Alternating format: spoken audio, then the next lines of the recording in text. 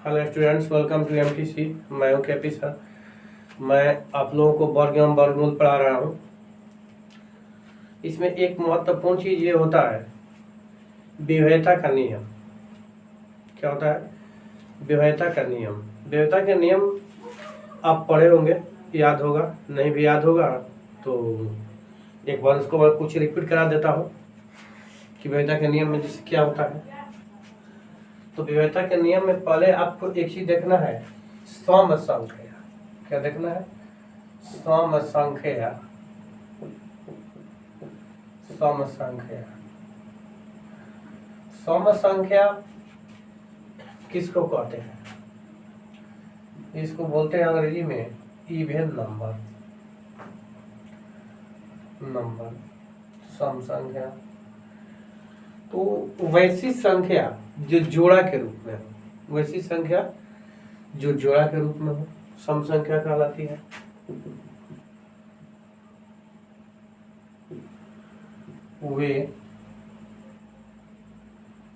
वे संख्याएं जो जोड़ा के रूप में हो, वे संख्याएं जो जोड़ा के रूप में हो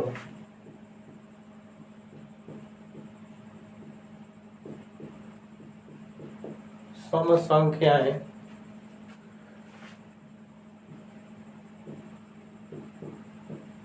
कहलाती है।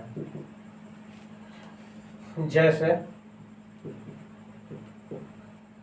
2, 4, 6, 8, 10, 12 इस तरफ लीजिएगा तो आपका ये जो है इन्फिनिटी तक हो जाएगा, यानी अनंत तक हो जाएगा। तो ये संख्या सम संख्या कहलाएगी।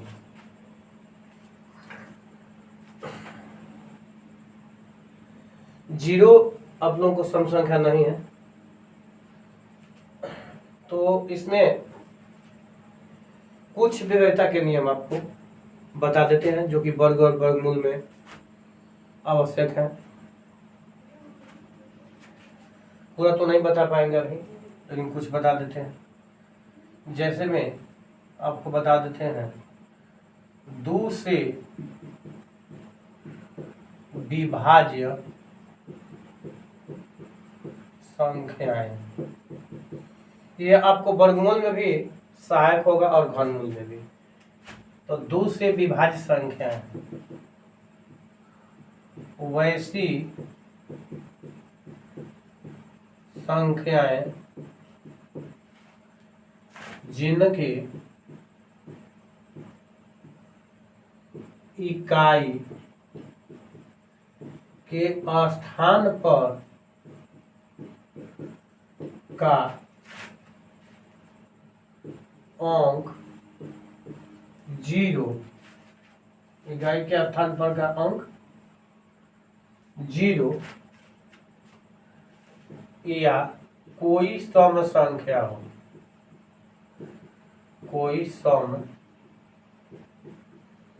संख्या हो। कह रहे कि वैसी संख्या 2 से विभाज्य होती है जिनके इकाई के स्थान पर का अंक 0 या कोई सम संख्या हो।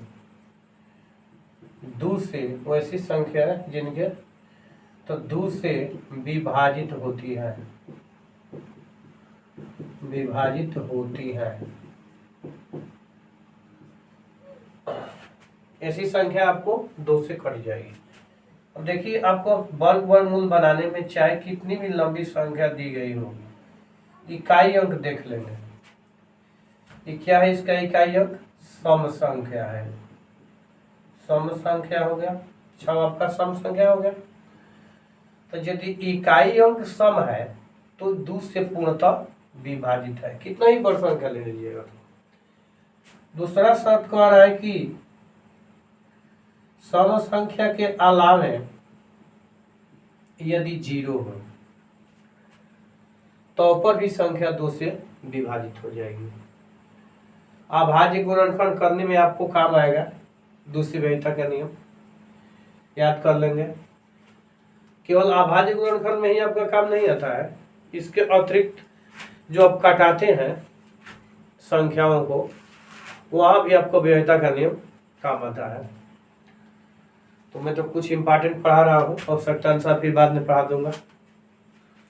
इसके बाद देखिए 3 से विभाज्य संख्या है। 3 से विभाज्य संख्या है जिन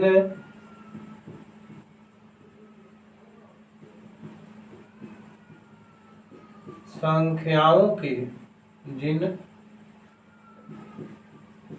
जिन संख्याओं के अंकों का योगफल 3 से विभाजित हो,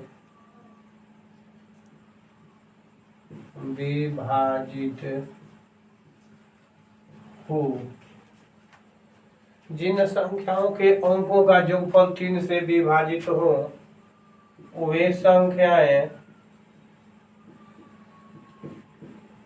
3 से विभाजित होंगी। इसके बाद एक और अभाज्य संख्या लेते हैं, इसमें देख लेते हैं पहले 3, 6, 7, 5। अब देखिए इसके अंक का जोगफल आपको देखना है, चाहे संख्या कितनी भी बड़ी क्यों ना हो। तो 3 + 6 + 7 + 5 क्या हो गया? 3 गो 6 गो 9 गो 7 गो 9 गो 7 गो 16 गो 5 गो 21 गो। तो कह रहे हैं जिन संख्याओं का अंकों का योगफल 3 से विभाजित हो। अब आपको देख लेना है कि 21 3 से विभाजित है कि नहीं। तो 4 बार में क्या हो जाएगा? कट जाएगा। तो इसका मतलब है कि ये जो संख्या होगी अतः 3625 इतना 3 से विभाजित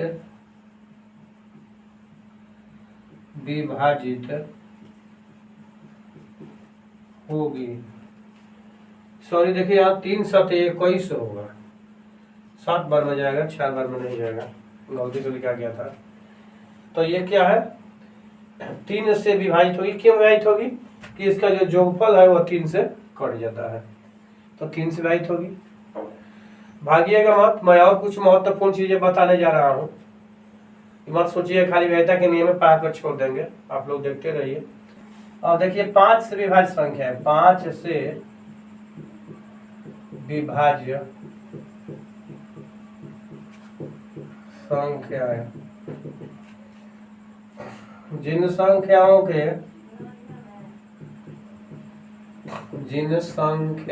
के इकाई के स्थान पर का अंक 0 या 5 हो, वे संख्याएं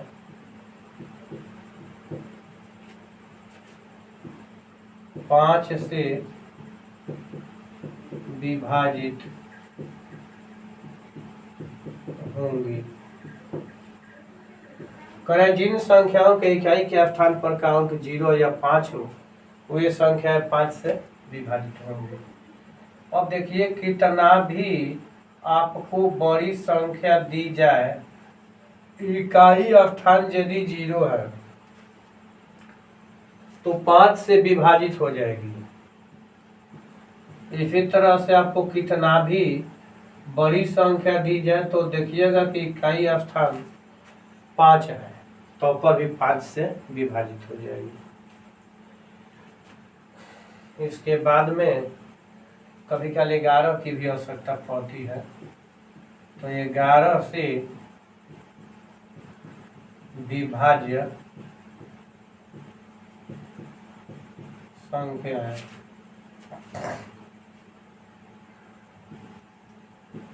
किसी संख्या के इकाई स्थान से आरंभ करते हुए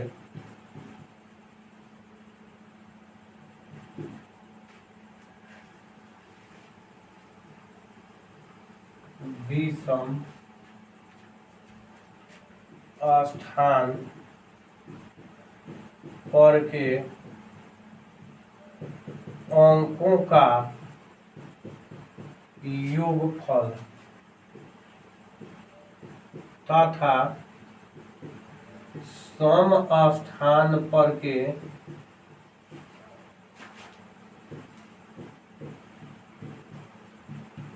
अंकों का योगफल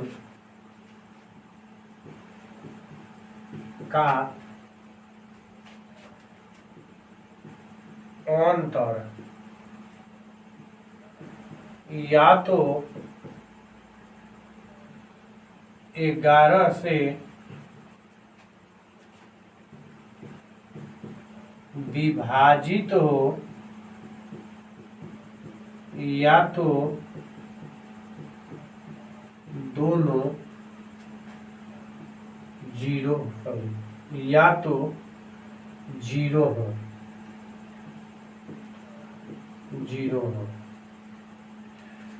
कह रहा है कि किसी संख्या के इकाई स्थान के से आरंभ करते हुए विषम स्थान पर के अंकों का योगफल तथा सम स्थान पर के अंकों का योगफल का अंतर या तो 11 से विभाजित हो या तो जीरो हो, तो वह संख्या 11 से विभाजित होती है। तो ये संख्या आपको 11 से विभाजित होगी। 11 से विभाजित संख्या है किसी संख्या के इकाई स्थान से आरंभ करते हुए विषम स्थान पर के अंकों का योगफल तथा सम स्थान पर के अंकों का योगफल का अंतर या तो 11 से विभाजित हो या तो जीरो हो, तो वह संख्या 11 से विभाजित होती है। जैसे देखिए मान लेते हैं, मैं एक संख्या आप लोगों को लिख रहा हूं।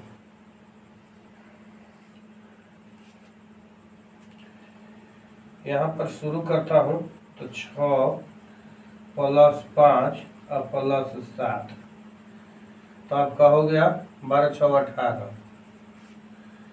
अब इसके बाद में कौन कौन बच गया, तो आपको आ गया 9 और +9 बराबर 18। अब दोनों का अंतर जब कीजिएगा तो हो गया 0, ये अंतर आपका हो गया 0, तो ये क्या हो जाएगा, डिवाइजेबल हो जाएगा। इसी तरह से एक और भी संख्या ले लीजिएगा, तो आपका हो गया 6 0 3 0 2। इसमें देखिए ना जोड़ते हैं तो कितना हो जाएगा, 2 और +3 और +6, तो 11। नीचे को जोड़िएगा तो देखिए 0 0 आ जाएगा, 0 + 0 0, तब अंतर कीजिएगा तो हो गया 11। तो देखिए अंतर इसका 0 आ गया, 1 का 11 हो गया। तो यदि ऐसा होगा तो दोनों संख्या 11 से कट जाएगी। तो इस तरह से आप लोग 11 का जांच कर लेंगे। अब इससे बड़ी संख्या होगी तो भाग देकर भी जांच कर सकते हैं, और इसका अतिरिक्त भी कुछ रूल है जो आप लोगों को मैं बाद में पढ़ा दूंगा। ऐसे जिन लोगों को यदि विधायता के रूल की आवश्यकता पड़ेगी तो कमेंट करेंगे तो मैं पूरा रूल उसका लिखवा दूंगा, और नहीं तो फिलहाल आप लोगों को काम चलने भर मैं लिखवा दिया हूँ, जितना से आप लोग काम चला सकते हैं। और चलिए इसमें आप लोगों को इसका कुछ यूज बताने जा रहा है। निम्न कौन पूर्ण वर्ग संख्या है, आप लोगों को बताना ये कौन पूर्ण वर्ग संख्या है। तो इसमें क्या करना है, पूर्ण वर्ग संख्या के रूप में बनाने के लिए पहले 256 का क्या कीजिएगा, खंड कीजिएगा, अभाज्य गुणनखंड। इकाई अंक सम संख्या है, तो सबसे छोटी अभाज्य संख्या कौन सी होती है, 2। तो इससे 2 से कटेगा कि नहीं कटेगा। तो अभिव्यक्ता का नियम बताए कि जिन संख्याओं का इकाई अंक 0 या कोई सम संख्या होती है और संख्या 2 से विभाजित होती है, तो यह आपका 2 से कटेगा। 2 एक कम 2, 2 दूनी का 4, 2 8 16। फिर 2 से इकाई अंक सम संख्या हो गया, 8 सम संख्या है ना, फिर 2 से कटेगा, तो 2 छक्का 12, 2 चौका 8। फिर इकाई अंक आपका सम हो गया, फिर 2 से घटाकर चेक कीजिए, फिर इकाई अंक सम हो गया, 2 से घटाइए 16, फिर 2 से घटाइए 8, फिर 2 से घटाइए 4, 2 से घटाइए 2, और ये भी अभाज्य संख्या के रूप में आ गया। तो आपको एक चीज करना है कि 256 का जो अभाज्य गुणनखंड आया है उसको पहले लिखना है। कई गो आया है, 1 2 3 4 5 6 7 8 गो आया। तो 2 गुने 2 गुने 2 गुने 2 गुने 2 गुने 2 और 2 गुने 2, 8 गो आपको लिखना है। जितना आएगा उतना लिखना है। इसके बाद क्या करना है, जुगल बनाना है, जोड़ा के रूप में रखना है इसको 2 को 2 को 2 को 2 2 4 2 6 2 8 आपका पूरा आ गया। तो जब ये जुगल के रूप में आ जाए तो परिपूर्ण वर्ग होगा। गुणनखंड क्या है, जुगल के रूप में, इसको अभाज्य गुणनखंड बोलते हैं ना। तो चलिए लिखते हैं अभाज्य गुणनखंड, अभाज्य गुणनखंड युगल के रूप में हो, युगल के रूप में हो तो संख्या पूर्ण वर्ग होगा, पूर्ण वर्ग होगा। दूसरा चेक करते हैं 1052, इसको कटाइए ना, इकाई अंक सम है, फिर 2 से कटाइए, 2 5 10, 2 दूनी का 4, 2 छक 12, फिर इकाई अंक सम है, फिर 2 से कटाइए, 2 दूनी का 4, 2 छक 12 और 2 3 6, 9 2 11, क्या हो जाएगा, 9 2 11 और 3 2 5 6। ये अब आपका नहीं कट रहा है क्योंकि 3 से इकाई अंक सम नहीं, तो 2 से नहीं कटेगा। दूसरा बात ये आपको चेक करना है कि 3 से, 6 3 9 2 11, 3 से नहीं कटेगा। इसके बाद में 3 के बाद अभाज्य संख्या आपका 5 होगा, तो इकाई अंक 0 या 5 होगा तो 5 से कटेगा, ऐसा नहीं है। 7 से चेक करते हैं तो 70 इकाई 21 और 53 नहीं होता है, 7 के बाद में 53 नहीं कटेगा। 11 से तो 3 2 5 6 अंतर 1 हो जाएगा, नहीं कटेगा। 13 से 26 3 हो जाएगा, नहीं कटेगा। 17 से, तो 17 से घटाइएगा तो कितना होगा, 17 दूनी 34 हो जाएगा, तो 17 1 हो गया 9 93, 17 के बाद फिर 93 नहीं कटेगा। 19 से, 19 और 7 26 97, 19 से के पारा में 97 है, नहीं है, नहीं कटेगा। 23 से कटेगा तो 33 हो जाएगा, नहीं कटेगा। 23 के बाद में, इसके बाद आपका आता है 29, तो 29 9 के पहाड़ा में पहले देखिए कि 3 आएगा, 9 7 63, 7 बाद में आएगा, और फिर 9 से घटाइएगा, 9 7 63, ज़्यादा हो जाएगा, नहीं घटेगा। यानी इसको देखिए तो कितना है 263, यानी 15 के बाद वाला अंक से ही नहीं घटा। 15 से 225 है ना, तो इसके बाद 17 के बाद मत जाइए, छोड़ दीजिए।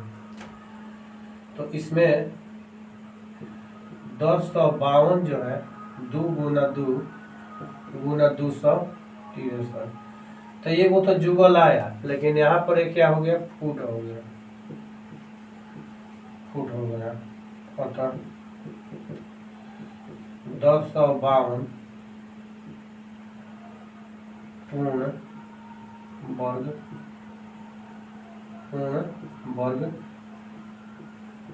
नहीं है। इसको चेक करते हैं। 336 है, 436, 2 से घटाइएगा, 2 दूनी का 4, 2 एकम 2, 18 दूनी 36, फिर 2 से घटाइएगा 0, 9, 109। अब 109, 9 आएगा 10 हो जाएगा, नहीं कटेगा, तो नहीं कटेगा। फिर आपका वही हो गया 436 बराबर 2 गुना 2 गुना 109, 109। तभी वो आपका जुगल हो गया, यहाँ से फुट हो गया, फुट। तो ये परिपूर्ण पूर्ण वर्ग नहीं है, अतः 436 पूर्ण वर्ग नहीं है। देखिए, मुझे बनाने का कारण यह है कि जैसे इकाई अंक 1, 2 है, तो आपको पहले ही बताया गया है कि पूर्ण वर्ग संख्या के इकाई स्थान पर कभी भी 2 नहीं आ सकता है, तो 2 नहीं आएगा। और 6 तो आ सकता है, लेकिन यह जरूरी नहीं है कि जिसका इकाई अंक 6 आएगा वो परिपूर्ण वर्ग ही होगा। इसको मैंने दर्शा दिया, तो इसलिए आपका उस नियम पर आप नहीं बना पाएंगे जल्दी। तो आपको क्या करना होगा कि पूर्ण वर्ग की पहचान करने के लिए गुणनखंड विधि अभी आप लोग यूज करेंगे 8 में। फिर इसके बाद में यदि इसका शॉर्ट तरीका है तो वो भी मैं बताऊंगा। तब मिलते हैं नेक्स्ट वीडियो में कुछ नए आपका क्वेश्चंस लेकर के।